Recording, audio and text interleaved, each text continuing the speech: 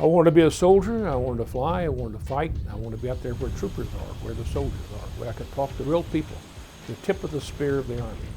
And the motto of the 11th Armored Cavalry Regiment, commanded by George Patton, was "Find the bastards, then pile on." And that they did, many, many times. John C. Bahnsen Jr., nicknamed Doc after his veterinarian grandfather, left after 2 tours in Vietnam as one of the most highly decorated officers to serve in the Vietnam War. Colonel George S. Patton, son of the legendary World War II general, had this to say about the then Major John Bahnsen. The rated officer is the best, most highly motivated, and professionally competent combat leader I have served with in 23 years of service, to include the Korean War and 2 tours of Vietnam. He is one of those rare professionals who truly enjoys fighting, taking risks, and sparring with a wily and slippery foe. He is utterly fearless, and because of this, demands the same from his unit. I cannot praise Major Bahnsen too highly for his fantastic performance in battle. Though to hear Doc tell it, you'd think he'd just been hunting in the woods with his bird dogs. Well, I'm lucky. The main thing you want to remember is don't stand too close to me. Everybody standing around me got shot. All my commanders, at one time or other, were wounded. Purple Hearts were quite the thing. But they shot at me and missed most of the time.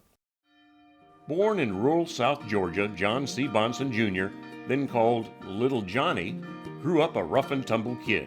I hunted and fished and outdoors all the time. We had horses. I had bird dogs at the time. I was just a small kid. And so I grew up in a free environment in South Georgia, in the croplands down here, the cotton fields, the peanut fields. Growing up during World War II, patriotism was everywhere, and Bahnsen soaked it up like a sponge. And then I went to school, put the flag up every morning, took it down every afternoon. I did that because I wanted to. Doc's dad, John Sr., was determined that both his boys become Army officers. After attending Marion Military Institute prep school, Doc and his brother Peter both received appointments to West Point. As a cadet, Doc found valuable mentors. When I was at West Point during my last summer, my 2 mentors at that time was Captain George Patton, son of General Patton, and Captain Hank Emerson, later known as a gunfighter, 3-star general who was one of the most decorated soldiers in the Army. Well, those 2 guys monitored my career from time cadet days until I went out of the Army. But being mentored by somebody like that makes a tremendous difference. Doc graduated West Point in 1956. Later that year, he married his high school sweetheart, Patricia Fitzgerald, with whom he would have 4 children. Stateside duty was training, and then fixed-wing duty before going to West Germany, where he transferred to the armor branch. Bahnsen excelled at command, qualifying all 17 of his company's tank crews on their first run at the tank qualification course, for which he received the Army Commendation Medal. Following his assignment in Germany, it was on to more training, and then being an instructor himself. In 1965, Captain Bahnsen began his first tour in Vietnam. There he commanded the 118th Aviation Company's gunship platoon, the Bandits, and notably supported the Marines in Operation Double Eagle, which was, to that date, the largest search and destroy mission of the war.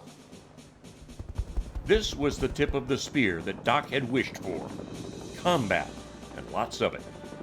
While still in the Vietnam combat theater, Doc created a Top Gun competition to improve the marksmanship for helicopter weapons. In 1966, after his first tour in Vietnam, Major Bahnsen reported for duty at the Pentagon. Doc felt ill-suited for this posting. Much to his relief, his mentor, Colonel Patton, called and offered him a combat command, which he jumped at. In 1968, he arrived back in Vietnam, commanding Colonel Patton's 11th Armored Cavalry Regiment's Air Cavalry Troop, and later the 1st Squadron of the regiment.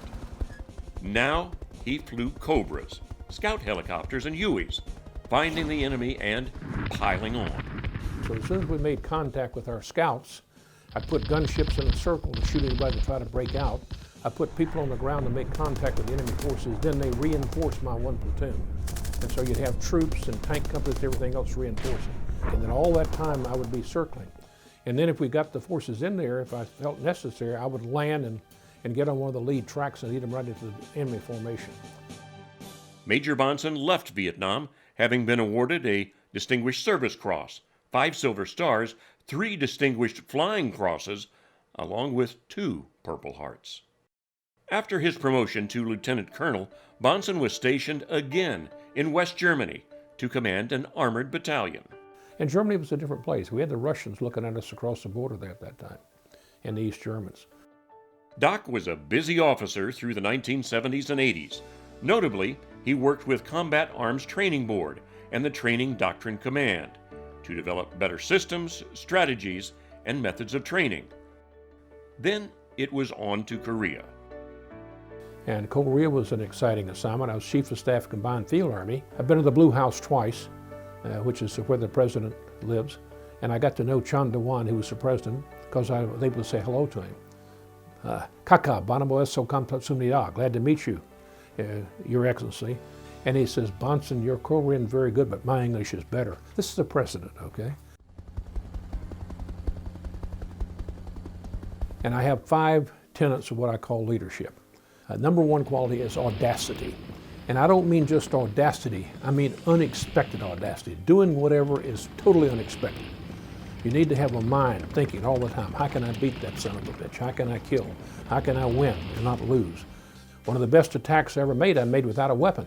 I was in a goddamn bomb crater and I jumped up and says, follow me, and I looked around, I had no weapon, and so I had to help shoot that guy, shoot. It was the only thing we could do. And I might add, I didn't lose a soldier in that attack. The second point, is set the example. In every situation, set the example. Does not matter what your rank is, if you're not willing to do something, don't ask somebody else to do it. I jumped in a creek one time, drug an NVA out of it with a weapon in his hand. The soldiers saw it, I said, now get in here, because there are more of them in here. And then the soldiers came right down and put their weapons, got in there in the muck with me.